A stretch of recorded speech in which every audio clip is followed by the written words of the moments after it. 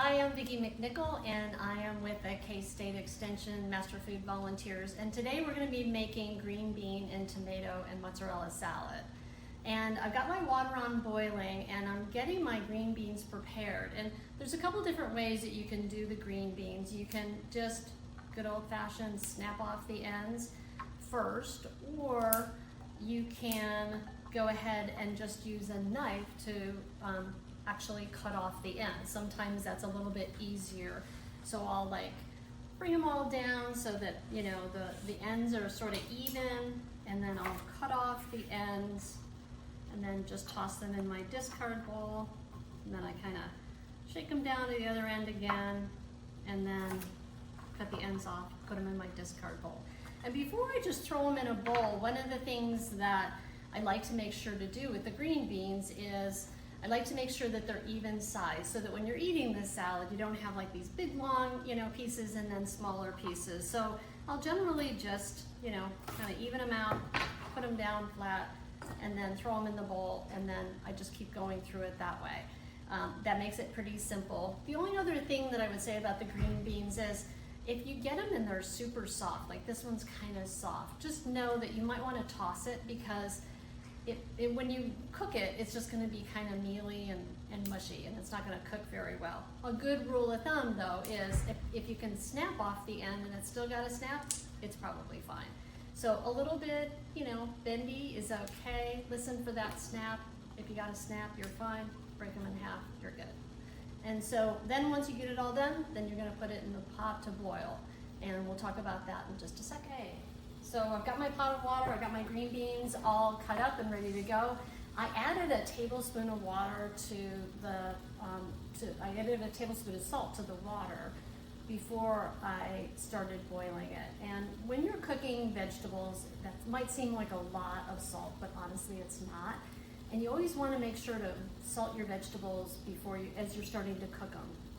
As soon as you put them in either boiling water, or when you're steaming them, or if you're baking them or something, the salt really brings out so much of the flavor of the vegetable, and then you end up using less salt at the other end, right? Like after they're cooked, but they just taste so much better.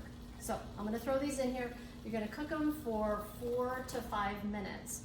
And I just keep an eye on them because I want to make sure that they don't get too soft. So you want them to be a little bit crispy, so that there's a little bit of a bite to them when you eat it, but not so crispy that they're hard. So I'm going to set my timer for 4 minutes, and then we'll check to see how they're doing. So the green beans are cooking, and now we're going to get everything else ready. So I already chopped up my 1/4 cup of onion, and now I'm going to chop up the mozzarella cheese.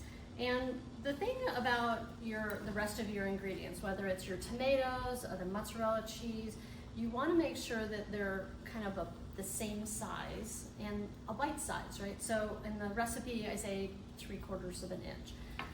The tomatoes, when you do the tomatoes, you might use whole tomatoes like this and just cut them up, or you might use cherry tomatoes and then just cut those in half. So kind of use your judgment. It's not a big deal. But you just want them to be a consistent size. It just makes it easier when you're eating them.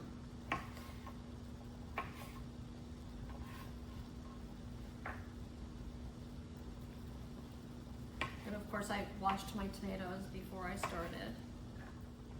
So you can see they're all kind of just a similar size. And then we'll do the mozzarella. We're going to do the same thing with the mozzarella. We're going to just make sure that they're about the same size. I say 3/4 of an inch, but don't measure it, just eyeball it, you're fine. Use mozzarella balls and just cut them in half. You could even, they have some of those logs that come pre-sliced. I use that too, where I'll just take out the slices and then I'll just cut them in quarters or whatever, so it's fine. And the mozzarella, you're gonna do about 3/4 of a cup. That's all you need. So we've got our mozzarella, we've got our tomatoes, and we have our onions. And now I'm just gonna check our green beans to make sure how they're doing, see if they're quite ready yet. Oh, now see, these green beans are cooking a little bit faster. When I poke my knife and my fork in, they're a little bit firm, but they're just cooked perfectly. So so I'm gonna take them off and we're gonna strain it. So what we wanna do is we wanna strain it and run it under cold water so that it stops the cooking. Oh look, 4 minutes. So that it'll stop the cooking, but we don't want it to be completely cold. So sometimes they'll say throw your cooked vegetables in a bath of ice water to stop the cooking immediately, but we still want it to be a little bit warm, so we're going to go ahead and rinse it under some cool water, but we're not gonna, thank you, we're not gonna completely ice it.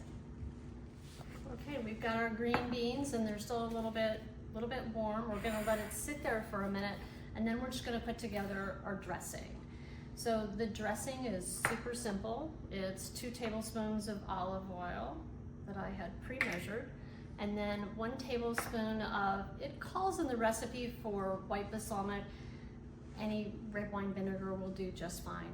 I'm actually using red balsamic vinegar, so it's pretty simple. And then the other ingredients for the dressing is a teaspoon of salt, half a teaspoon of pepper, and half a teaspoon of garlic powder. I just measured all of those beforehand, throw those in, and then just mix that up.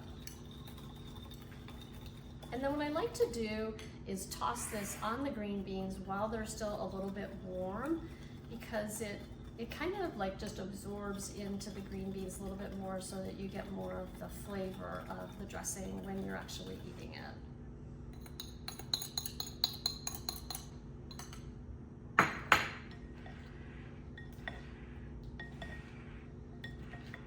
Okay, we're gonna let that sit for a minute, and then we have one last thing to cut up, which is our basil. So I just took some leaves off of a basil plant. If you don't have fresh basil, dried basil will actually work. This calls for 1/4 of a cup. You could also use about a tablespoon of dried basil if that's all you have. Works just fine.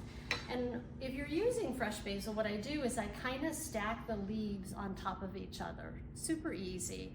And then I just kind of roll it up, and then I start slicing it in just thin slices. The idea is that it gives you these little ribbons that makes it, first of all, cutting it this way just makes it easier.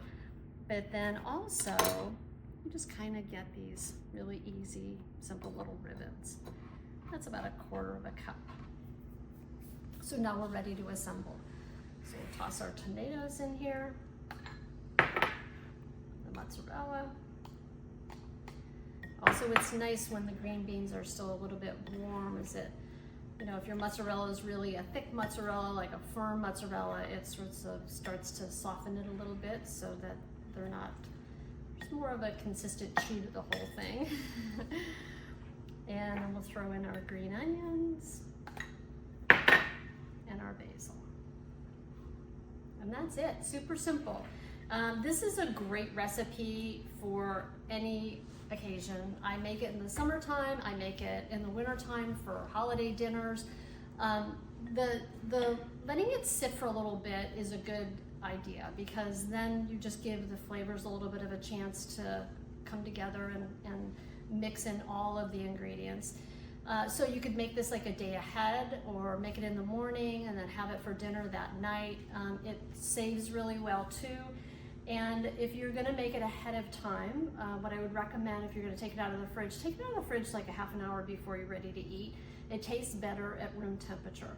I will say it doesn't taste as good really warm, so I would, you know, like let it sit for a little bit, because it's not completely cold yet.